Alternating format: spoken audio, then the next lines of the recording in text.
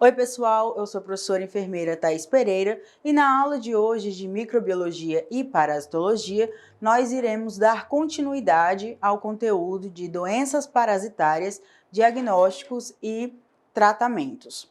A primeira doença aqui que a gente tem que ter noção é sobre que temos as doenças causadas por protozoários, que nós falamos anteriormente, e agora nós vamos falar sobre as doenças causadas por eumintos. E quem são esses eumintos? Os eumintos são o que a gente conhece como verminoses, os vermes.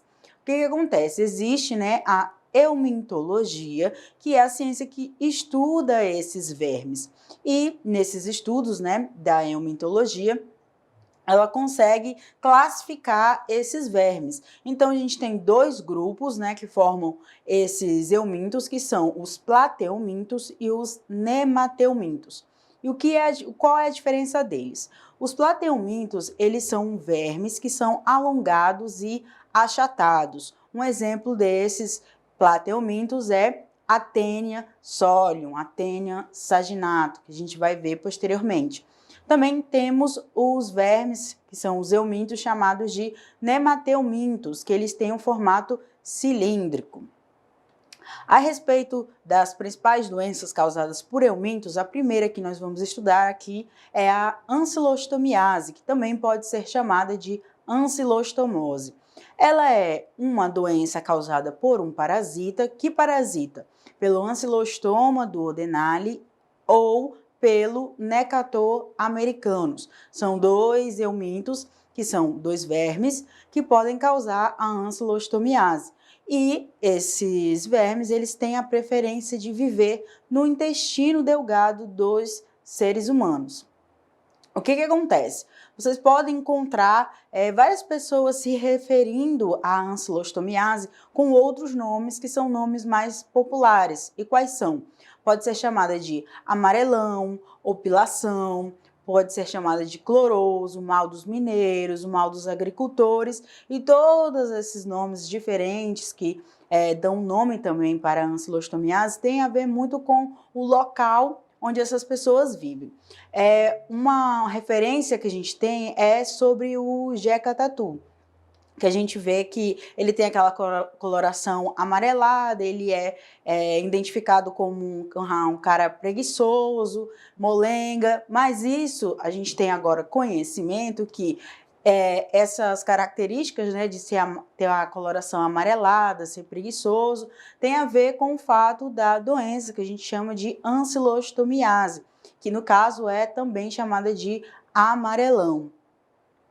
Em relação à ancilostomiase, no mundo, ela é conhecida como a segunda eumintíase, a segunda verminose mais comum em todo o mundo. E ela é bem frequente em países tropicais e subtropicais.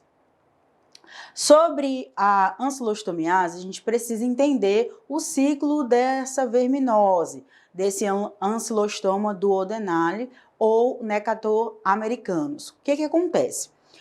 Assim como a gente viu lá nas doenças causadas por protozoários, na doença causadas por verminoses, algumas delas têm a ver também com a via de transmissão que a gente chama de fecal-oral. Aqui o que acontece? Uma pessoa infectada por essa verminose, ela defeca num determinado local, pode ser no solo ou em outro local, e no caso do banheiro, e não lava as mãos da forma correta. No caso da pessoa que evacua no solo, o que pode acontecer? As fezes contaminadas com cistos, dessa verminose, vai permitir que aqueles óvulos que tem ali naquelas fezes eclodam e vai sair ali as larvas, que a gente chama de larvas filariformes. E essas larvas vão estar no solo. Então, se uma pessoa anda descalça no solo e aquele solo está contaminado com aquelas larvas, aquela larva pode acabar entrando através do pé dessa pessoa dentro do corpo do indivíduo. E essas larvas, elas têm essa capacidade de romper a nossa primeira barreira de proteção, que é a pele. devido à própria estrutura dessas larvas filariformes. Elas têm uma pequena dentição que consegue romper a pele do indivíduo e fazer com que entre na corrente sanguínea. Essa larva, quando ela entra na corrente sanguínea, ela tem uma preferência, né, de seguir pela corrente sanguínea lá na circulação e chegar até os pulmões. E lá nos pulmões elas vão se desenvolver e elas vão penetrar os alvéolos, que os alvéolos são uma das estruturas que formam o nosso pulmão. Nos alvéolos elas vão acabar se desenvolvendo ali, algumas podem até romper alguns dos alvéolos do pulmão daquela pessoa infectada e posteriormente essas larvas elas vão, juntamente com o muco, elas vão subir e depois serão deglutidas pela pessoa. A pessoa vai engolir essa verminose e é dessa maneira que ela vai chegar no intestino delgado, que é o local final onde ela vai se desenvolver ali e causar os principais sinais e sintomas que a ancilostomiase causa nos indivíduos. Quanto ao diagnóstico laboratorial, assim como em outras doenças, aqui a gente tem o que a gente chama de coproparasitológica, coproparasitologia, que é o exame das fezes para se verificar naquele exame a presença de larvas filariformes ou cistos e ovos que foram colocados por essa verminose. O tratamento da ancilostomiase é por meio da terapia antiparasitária, que faz uso de medicações como o albendazol, o mebendazol, o palmoato de piranatel e a nitaxosanida, que são medicações que são classificadas como antiparasitárias. Quanto à epidemiologia, essa doença ela está distribuída em várias regiões do Brasil e ela vai ser mais frequente em regiões onde tem um baixo nível de desenvolvimento socioeconômico. E ela também está relacionada com locais que têm hábitos culturais específicos. Além disso, o que é interessante falar dessa doença? Quanto à epidemiologia, existirão áreas que são regiões endêmicas que têm relação com o fato das pessoas terem o hábito de defecar no solo, defecar no chão. E, como eu falei, devido ao ciclo, nas fezes, os ovos estão lá e depois eles eclodem e as larvas saem. Essas larvas, além de contaminar o solo, elas também podem contaminar a água e assim essas pessoas podem acabar sendo infectadas. Também essas larvas podem infectar os alimentos por meio de pessoas que a mão não esteja higienizada da maneira correta. E esses ambientes vão acabar se tornando focos para infecção por doenças parasitárias, no caso a ancilostomiase. Quanto à profilaxia e o controle, como na maioria das doenças que nós estudamos causadas por protozoários, o que acontece? A gente tem que sempre prezar por ações de educação em saúde, dando informações às pessoas, reforçando as medidas voltadas para higiene pessoal, a higiene do ambiente, desconstruir, principalmente nas áreas rurais, a ideia de evacuar no chão em qualquer local. Também tem a questão da preocupação com políticas públicas relacionadas ao saneamento básico e também é importante realizar o diagnóstico e o tratamento de pessoas infectadas, para assim elas não infectarem novas pessoas.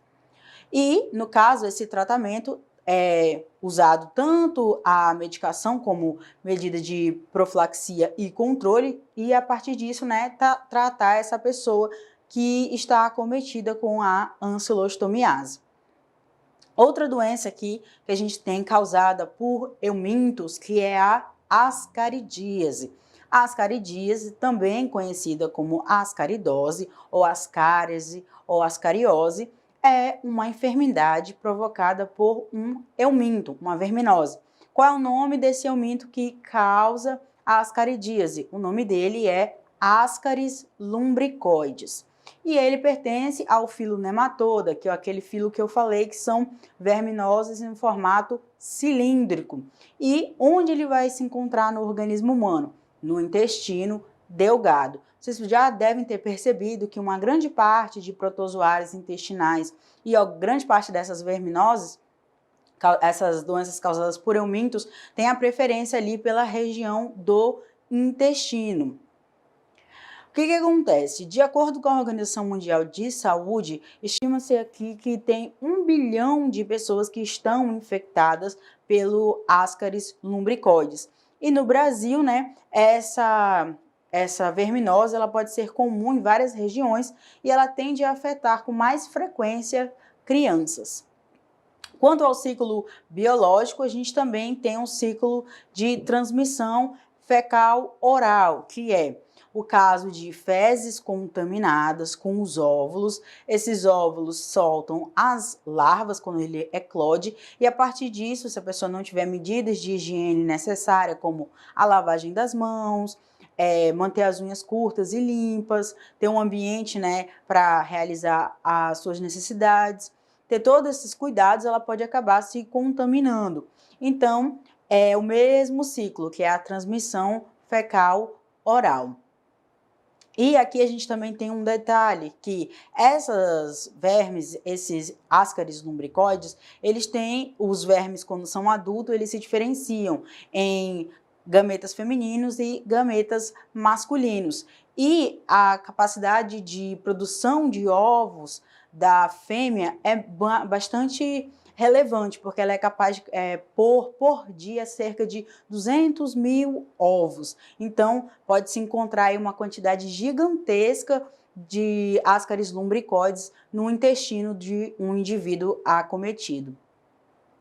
Quanto ao diagnóstico, também é um diagnóstico feito por meio do exame parasitológico das fezes. É feita ali nesse exame parasitológico das fezes a contagem desses óvulos. E o que acontece? Como eu falei, né, a fêmea ela pode colocar até cerca de 200 mil ovos por dia. Então, é bastante fácil identificar ali nas fezes a presença desses ovos quando a pessoa está acometida pela ascaridíase. E o que acontece? O tratamento, ele também é feito por meio das medicações que agem contra esses eumintos, também por meio de ações de educação e saúde, a melhoria das condições de acesso à saúde desses indivíduos. Todas essas ações em conjunto, né, aumentam as condições para o tratamento dessas pessoas. As principais medicações são o albendazol, o mebendazol, a ivermectina, o levamisol. Várias dessas medicações, né, são antiparasitárias, elas vão agir contra esses vermes no organismo.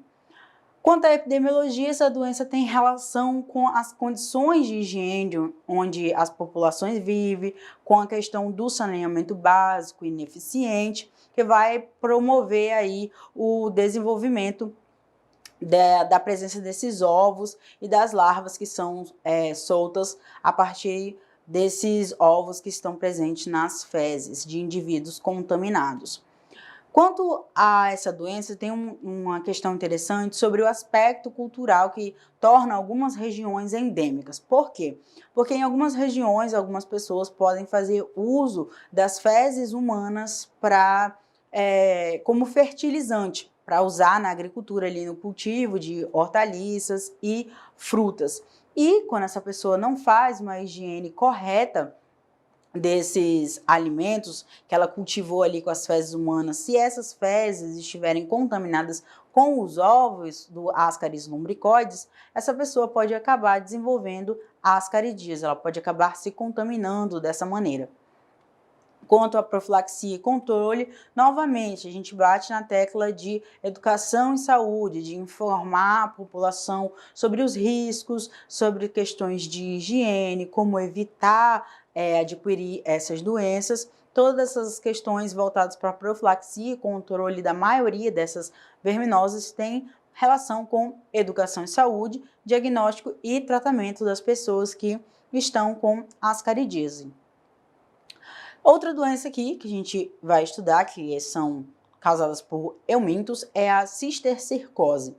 Essa doença, quem causa ela é uma verme chamada Taenia solium. E o que acontece? A gente tem o ciclo de vida da Taenia solium. Uma pessoa infectada com a tênia solo, ela evacua e nas fezes dela a gente tem os segmentos que formam essa tênia que é liberado na forma de ovos. Então, essa pessoa contaminou o ambiente ali com as fezes, com a presença desses ovos, e se a pessoa não tem uma higiene correta na lavagem das mãos após o uso do banheiro, ela pode contaminar um ambiente onde ela está vivendo, assim como a água, a comida, e também tem um fato que se essa pessoa evacua no local onde existem animais que comem ali capim, pode acontecer de que com a presença dos ovos e das larvas ali no solo, esses animais acabarem se contaminando, que é o que pode acontecer, de porcos acabarem sendo contaminados com a presença dessas larvas e desses ovos, que são os cistercercos, e a partir disso a carne do porco também se infectar. E o que acontece? A pessoa quando consome a carne do porco, quando ela não está bem cozida, ou até mesmo crua, ela pode acabar adquirindo a cistercercose, devido à presença desses cistercercos, né, na musculatura da carne do porco. De forma simples aqui para a gente compreender passo a passo desse ciclo, os ovos geralmente vão ser ingeridos pelo porco e dentro dele vai ter a eclosão desses ovos, esses ovos vão se transformar em larvas. O indivíduo, quando consome a carne do porco mal cozida ou até mesmo crua, no caso uma carne contaminada, esse indivíduo vai acabar, né, entrando no corpo dele esses ovos e também as larvas. E o que vai acontecer? A tênia, ela tem uma preferência por locais onde tem uma grande concentração de oxigênio no corpo humano. Então, ela vai migrar para o cérebro e também ela migra para o intestino no nosso organismo e também para a musculatura. E, no caso, a tênia ela vai geralmente se alojar especificamente na região ali do intestino do ser humano. Quanto aos aspectos clínicos, vai ter uma questão a respeito da cistercercose que tem mais relação com a quantidade de cistercercos que entram dentro do corpo humano e a localização das lesões ali no intestino do indivíduo. O quadro clínico, muitas vezes, ele vai ter correlação com o aparecimento de manifestações neurológicas. A pessoa pode ter uma cefaleia, uma enxaqueca, pode ter a visão turva, pode ocorrer desmaios, zumbidos. Todas essas situações podem ocorrer quando uma pessoa tem larvas e ovos de cistercerco no cérebro. Quanto ao diagnóstico, é feito tanto o teste sorológico como avaliação por imagem. Aqui a gente observa, né, uma tomografia, uma TC de crânio, e a gente observa que tem a presença de bastante larvas aqui na imagem. Essas larvas são desse protozoário, né, no caso desse euminto, na verdade, que causa a cistercercose. Quanto ao tratamento, é feito o uso de fármacos, né, antiparasitários. Pode ser usado também os corticosteroides em situações que teve acometimento neurológico. Pode ser feito o uso de anticonvulsivantes e, em casos mais graves, podem ser adotadas medidas invasivas por meio de endoscopias ou cirurgias. Quanto à ecoepidemiologia dessa doença, o que acontece? Ela é mais prevalente, também é um problema de saúde pública na Ásia, na Índia, na África subsaariana e na América Latina. E também todos esses países, né, estão dentro de classificação como países que têm alguns problemas relacionados a saneamento básico e economias de média e baixa renda. Outra doença que a gente tem aqui, causadas também por eumintos, que é, no caso, a enterobiase. A enterobiase também pode ser chamada de oxuriase, que é uma doença causada por uma verminose chamada Enteróbios vermiculares.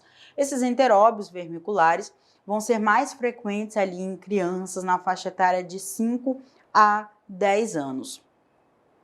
O ciclo biológico dessa doença se assemelha a o ciclo de outras doenças que têm transmissão fecal oral. Uma pessoa é infectada por meio de alimentos ou água contaminada com a presença dos ovos. Então, as larvas vão para o estômago, depois para o intestino, e lá elas vão se desenvolver e vão se fixando ali na parede do intestino. Quanto ao diagnóstico dessa doença, ela tem o diagnóstico tanto laboratorial como nesse diagnóstico laboratorial a gente tem um exame específico que a gente chama de método de Gram, que esse método é feito por meio de uma fita transparente ou celofane que é pregado ali na região anal para poder retirar esses ovos, para ver se tem a presença desses ovos para serem analisados numa lâmina no microscópio. O que acontece? Quando a gente fala dessa oxoriase, essa enterobiase, essa doença, essas larvas elas têm uma preferência ali para, do período da noite, migrar para a região anal. E quando ela migra para essa região anal, ela deposita os ovos dela ali, a larva fêmea. E por isso que é realizado esse método de Graham. Quanto ao tratamento, a gente tem essas medicações que são o albendazol, o mebendazol, o palmoato de piranatel e o palmoato de pirvínio, que são medicações também que são antiparasitárias. Quanto à profilaxia e controle, a gente tem que dar mais importância aí para a higiene pessoal e do ambiente, fazendo assim a interrupção da transmissão e também impedir a autoinfecção. O que é importante lembrar? Em relação à enterobiase, esses ovos, quando a pessoa ela sente essas larvas se locomovendo, dá para sentir um principal sinal de sintoma que a pessoa sente é um prurido, que é uma coceira na região anal. E no momento que a pessoa vai se coçar, ela acaba ficando com as larvas aqui, ó, embaixo das unhas, no caso os ovos, né, embaixo das unhas, e pode contaminar o ambiente. Então, quanto à profilaxia e controle, além de identificar pessoas infectadas, realizar o tratamento, também por meio da educação saúde, informar essa pessoa que ela precisa limpar todo o ambiente onde ela vive, a questão dos lençóis da cama, as roupas que ela usa, se possível, escaldar essas roupas, esses lençóis, para evitar que ocorra a autoinfecção dessa pessoa ou ocorra a reinfecção. Temos também outra doença causada por eumintos, que é a larva migrans cutânea. A larva migrans cutânea, diferente de todas as outras doenças que a gente já abordou aqui, ela é uma doença que ela vai estar classificada como uma parasitose dermatológica. Aqui ela não migra para o intestino, diferente das outras. Ela fica aqui, ó, na nossa pele. O que acontece? Ela é mais frequente nas regiões tropicais e subtropicais. Em relação a essa doença, o que vai acontecer? Geralmente, quem é infectado pelas diferentes espécies que causam essa larva migrans cutânea são os cães e os gatos. O ser humano não é o hospedeiro definitivo dessa doença.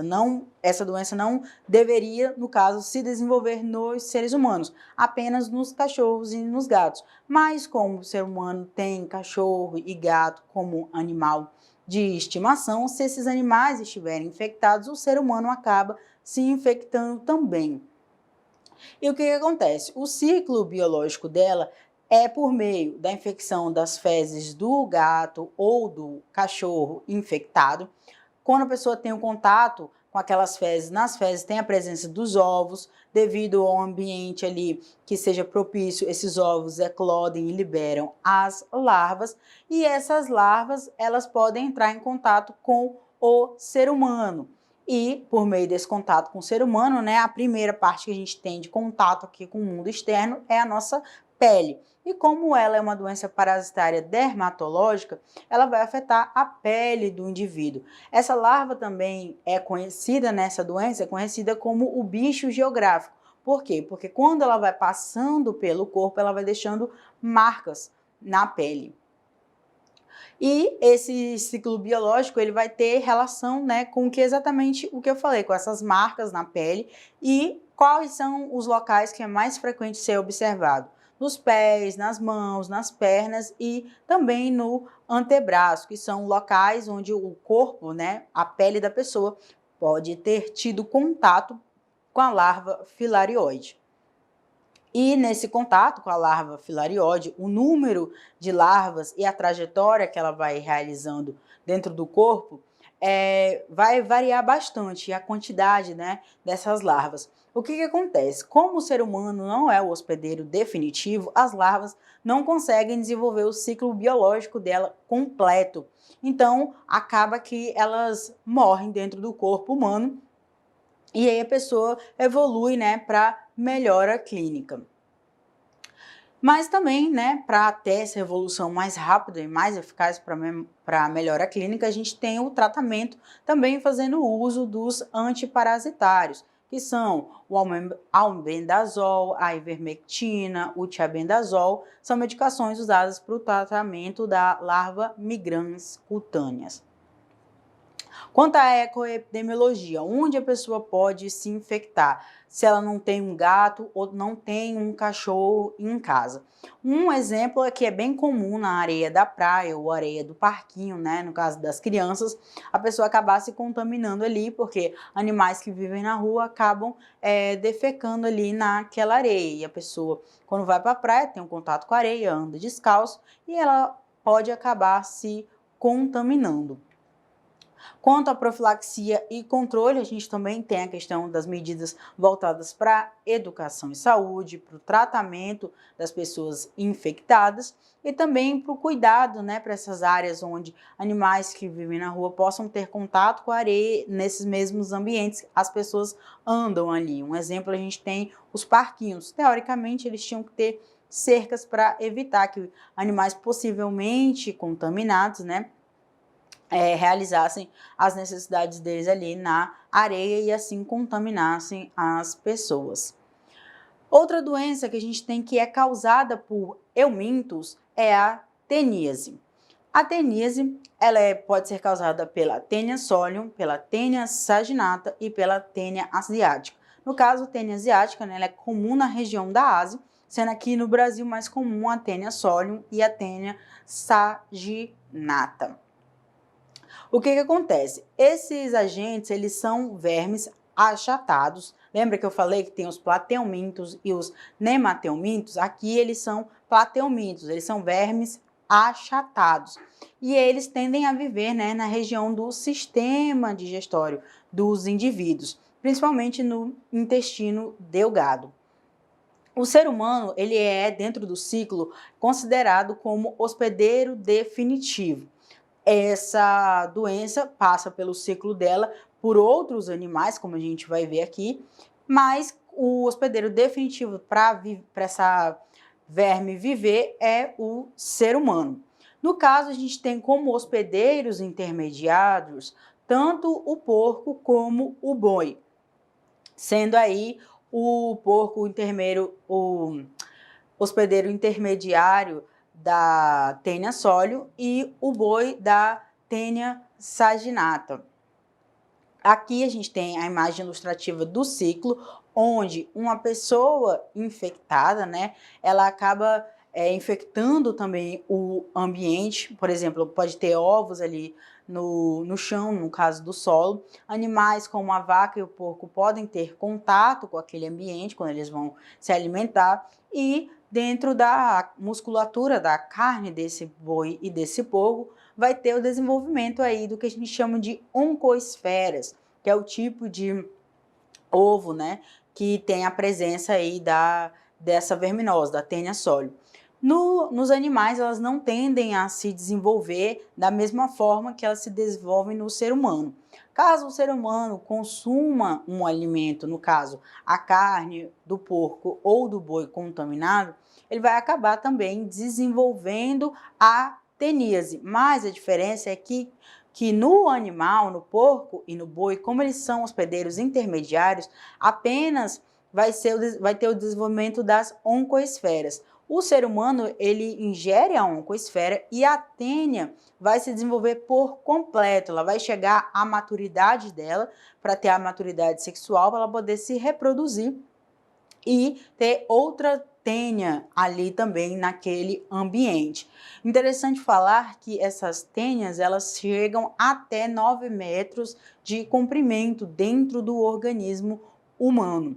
E nesse processo delas estarem se desenvolvendo dentro do organismo humano, assim como outras verminosas que foram faladas aqui hoje, tende a causar tanto o desequilíbrio nutricional nos indivíduos, como também o aparecimento de anemia. Por quê? Porque grande parte desses vermes, como na cabeça deles, no caso aqui da tênia, a gente chama de scolex, a cabeça dela tem pequenos ganchinhos, faz com que ela fique aderida ali dentro do intestino e ela começa a retirar os nutrientes que o intestino deveria absorver. Então, quem vai se alimentar dos nutrientes que advindo da comida, no caso, quem se alimenta desses nutrientes produzidos são a tênia e não um indivíduo. Por isso, existe a presença aí do desequilíbrio nutricional e também, em alguns casos mais graves, o aparecimento de anemias. Quanto ao diagnóstico, né, a gente tem as técnicas sorológicas, que é através do imunodiagnóstico. Por quê? Porque as manifestações clínicas da teníase, elas são inespecíficas. Então, não tem como dizer que aquele indivíduo realmente está com a teníase ali como uma doença. Então, é preciso fazer exames, no caso, técnicas sorológicas e também a pesquisa das proglotes, que são partes que se soltam da tênia enquanto ela cresce. Essas partes são eliminadas de dentro do corpo através das fezes. E também, quanto à epidemiologia, como eu falei, essa doença ela pode se desenvolver com mais frequência, com maior prevalência, na região da África, do Oriente Médio, da Ásia Central e da América Latina. E na América Latina é mais comum a presença da tênia solium. Quanto à profilaxia e ao controle dessa doença, o que é prezado? É prezado medidas voltadas para a educação e saúde, para ter a educação da população sobre medidas de higiene, falar sobre lavagem das mãos, manter as unhas cortadas e limpas, ter o hábito de lavar as mãos após usar o sanitário, antes de realizar uma refeição, a lavagem dos alimentos, o preparo dos alimentos, também são todas essas informações que são repassadas para profilaxia e controle dessa doença. Também, né, é importante ter o desenvolvimento de programas comunitários para diagnosticar e tratar pessoas que têm a teníase, tem a presença da tênia solium ou da tênia saginata no organismo. Então, pessoal, essa foi a continuação da aula de hoje. É importante entender a respeito dessas doenças parasitárias, que algumas são causadas por protozoários, outras causadas por eumintos, que são as verminosas, e também é importante a gente saber aí a respeito do ciclo biológico, sobre a cadeia de transmissão, para poder intervir nessa cadeia de transmissão e assim impedir que a pessoa seja contaminada ou infectada, para evitar o desenvolvimento, no caso, né, dessas doenças. Então, é isso.